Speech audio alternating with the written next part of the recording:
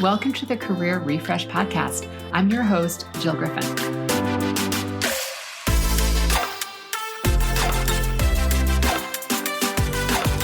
I'm a former media and marketing executive turned career strategist and executive coach. I spent my career working my way up and through the ranks of global organizations and startups, and today I show others how to do the same. Join me each week as we discuss the strategies and actionable steps to leverage your strengths, increase your confidence, and develop your career well-being. Ready? Let's do it.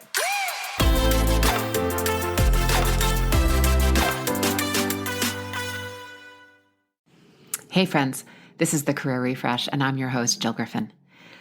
This week, I want to talk to you about death and loss. And I'm going to put a slight trigger warning on here because we are going to talk about death. And if that doesn't feel right for you at this time, take a moment, pause, and I'll see you next week. And I've been really curious about why we don't talk about the impact of losing a loved one, a pregnancy, a parent, a pet, a partner. I don't know if I have any more P's, but why a project, right? Why we don't talk about it. It seems like we're all maybe afraid or uncomfortable, and we don't know how to sit in our discomfort. And look, I'm not talking about disclosing intimate experiences or sharing your personal feelings about the loss of a loved one in an everyday circumstance. I'm simply talking about creating space and compassion for the colleague who's gone through that loss. You know, a few of you have reached out. My brother died a few months ago, and it was very sudden and tragic. And it was just gut-wrenching for our family. He had an undiagnosed medical condition, and it resulted in his death. And I did a eulogy for him. And if you would like to help me honor his life, I'm going to put the link in the show notes. It's only 7 minutes, but please give it a listen because it really helps know that I'm honoring his life. The way the circumstances played out, I had to show up quickly, big time. And my grief was definitely slow and somewhat delayed to process. And in the weeks after his death, showing up for my family, showing up is definitely a big part of my personal brand. I always joke, if I'm late, you should check the hospital. And, in the weeks following his death, I feel like there was a constant hum in my chest, like right? There was just a level of anxiety. And I remember thinking like, oh, is this my life now? Is this what happens now when you go through trauma, grief, bereavement? Is this what everybody else who's unfortunately been in this club, is this what they go through? And I will say for me that the physical pressure in my chest and grief it started to shift a little bit where I felt like I could inhale for the first time. It took about a month. That doesn't mean I was anywhere through it. It just meant that the physical sensation in my body, the waking up every morning with 1,000-pound rock on my chest, started to shift a little bit. So anyone that's going through that, I share that as my experience, and I would love to hear yours. In the weeks after his death, I kept waiting for that pause to catch my breath. And the grief, man, that mofo shows up in the most inconvenient times. You're in Target, you're walking around, you see something, and the next thing you know, you're in waves of grief. And then the other thing, which is actually horrifying and really hilarious, is we rolled him into the crematorium to Ozzy Osbourne's Crazy Train. And freaking Applebee's has that as their commercial right now. So while I don't have a television and I don't have cable, I do have Hulu. And every time I see that dang Applebee's commercial and I hear that riff, if any of you know the riff of the start of Ozzy's Crazy Train, it's like, dun, right? I'm like, oh man. And the first time it happened, I almost had a heart attack. My heart seized up. And now I kind of just laugh and I'm like, oh, there's brother, because I called him brother. Grief, it really gets your attention. And if you try to avoid it, my friends, it is impossible. And trying to resist, it's that beach ball underwater. It's going to come back up and smack you in the face. Grief isn't an illness or a mistake. It's the natural and sacred response to life's inevitable losses. Grief is a force of energy and it can't be controlled or predictive. It comes and goes on its own schedule, and it certainly does not obey your plans or wishes. It is a basic bitch that does what it wants. We grieve because we love. And just like love, grief will do whatever it wants to you whenever it wants. And I want to tell you that I did find a bit of the pause 5 months later when I took a trip with some friends that was planned for a very long time to Vietnam and Thailand. I've had this goal that my brother would always laugh at me for, but also would tell me that he was really impressed by, that I wanted to hit 60 countries by the time I was 60. And Vietnam and Thailand would get me to number 56 and 57. So I'm not there. I have many years left, but I'm at 57 countries. And I think the slow pace of a lot of aspects of Vietnam. It was also high energy at times, but it really helped my central nervous system start to reset and ratchet down. And then I'll tell you, God bless the man who was sitting next to me wearing the exact same Metallica t-shirt and cargo shorts and goofy camp hat that we laid my brother to rest in. My brother spent a lot of time in campgrounds and really loved the camping lifestyle. So he was often in one of his Metallica sweatshirts, cargo shorts, and that goofy hat. And I swear, I see this man and I just burst into tears. My brother had been on my mind a lot. I kept thinking, I think it was the sadness of my brother's not going to have new experiences like this. And I was feeling that grief. And then wham, now I burst into tears in front of some stranger. He froze. And then his wife had tissues and overflow with kindness and compassion for me. It's funny that as a culture, we don't make the process of death easy. I mean, try Googling what to do with a family member that dies while traveling. And what questions should I ask a medical examiner or a coroner? Or what authority should be notified when someone dies? I'm going to save you all the time and effort because your search returns are basically going to come up with lawyers. They're not going to necessarily tell you. And I'd love to give you advice, but I don't know where you live. And if you're in the US, I certainly don't know what state you're in. And every state has a different level of insanity, red tape, and bureaucracy to get through. So there's that. But whether it's a job, a loved one, a diminished hope, the loss of an opportunity, the state of the world, the state of your community, there's no suffering Olympics. And in this conversation, I am not going to stack rank losses because no one's challenges or sufferings are more legit or more pure or more real than anyone else. I've spoken to former colleagues who I know experienced death of parents, spouses, and one even a child in the time that we worked together since my brother's death. And everyone shared that they needed different support. We need compassionate release, and we need compassionate leave from work. We need executives and HR leaders, bosses and colleagues to make space for compassionate leave. 3 to 5 days isn't enough time. That also assumes that you need all the days off all at once. And most people I've spoken with need the days sprinkled out over time. We needed to meet medical examiners and funeral directors and to manage estates and wills and go to courts and notarize and call banks and cry in bed and process the trauma. And I'm going to tell you from talking to people that these are the things that I hear consistently that we need. 1, we need clear bereavement and compassionate leave policies. One is for the immediate need, and the other is for the needs over time. I recently heard of a large startup that is giving 20 days of compassionate leave off for the death of an immediate family member. Organizations, I beg you to review your policies and potentially update them. We need it to be easily accessible and updated in the employee handbook. Most of us need both grace and space. 2, don't assume, which kind of piles on the first one, that we need all the time off at the same time. I recently had a client tell me that they wanted to work and it was better for them to compartmentalize.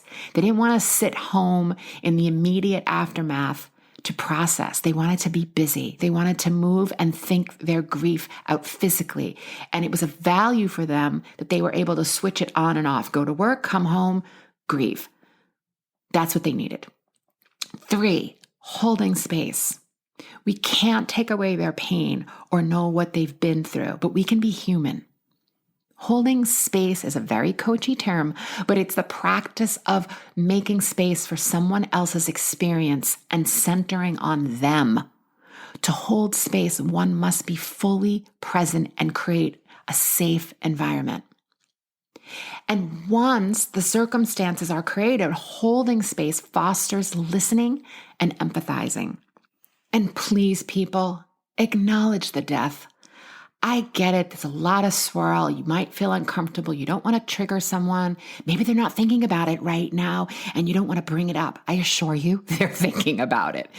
So by simply letting someone know, you don't need to go into major detail, offering them the words that feel right for you. If you're saying the words, I'm sorry, or you're expressing condolences, you are letting the bereaved know that you acknowledge their loss, because the bereaved who lost someone, when you ignore it, it's like you're making the loss be invisible.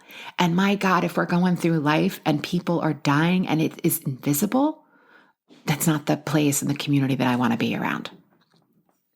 The next one, number 4, is empathy.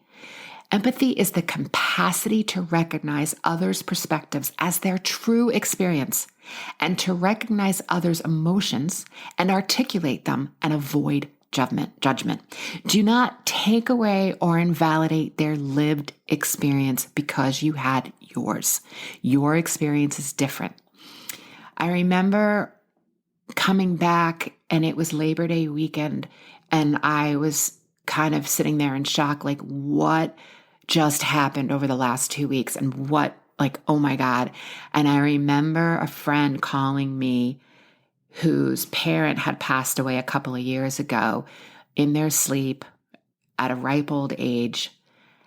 And there is grief there. Again, we're not stack ranking experiences. But in the moment of not letting me have the experience of the tragedy, of the suddenness of someone dying in a state campground in a park and having to go and figure out all the details with the body, and they're in their early 50s, is a very different experience. And my experience isn't better or worse. It's my lived experience. And that's what I mean by having empathy and holding space. Don't center it on you. It's not what the person needs in that moment. Number 5, knowing that you are a safe harbor. Letting them know that you will check in with them on time to time is the perfect thing that someone needs to hear. They don't need to talk about it. You're just saying to them, listen, I'm going to check in with you time to time. I know what you're going through. Simple. Number 6, don't compare. If you've had a death, you may choose to say something like, listen, I know when my insert X died, insert person's name died, I needed different things at different times. And it was helpful for me that I could reach out to a colleague when they needed it. That's it. Don't center it more and go into details about what you went through, because I'm telling you, they probably don't have the capacity to hear it. And you offering to lend in, pitch a hand, help them with their deliverables. We can take a walk around outside. We can, take a break at the office. If you're going into the office, letting them know that you're a safe harbor is huge. Number 7, know that someone may be fine in 1 minute and be okay, and the next minute they're not. It's not explainable. It's grief. I could be crying and laughing over a memory in a matter of seconds, and others can too. So just know that that's totally human and normal and typical and expected. Number 8, don't inadvertently measure their progress. Don't say things like, oh, are you doing better? Instead, say things like, hey, I'm glad you're here, right? The experience is not one and done. Holding that space, again, not measuring progress, is going to make someone feel safe and be able to start to get back to whatever normal and typical is for them. And number 9 is don't ignore them out of your own discomfort in the situation right? It's like in the moment, asking them if someone does have an experience and is showing grief, asking them and sitting with them, maybe asking them what they need. Do you need to process this? Do you want to walk? If it feels right, and again, corporate, I'm not making it an HR violation. Perhaps you could offer someone, you could say, would you like a hug? They may say no. It's all good. Again, you're just letting them know that you're this safe harbor.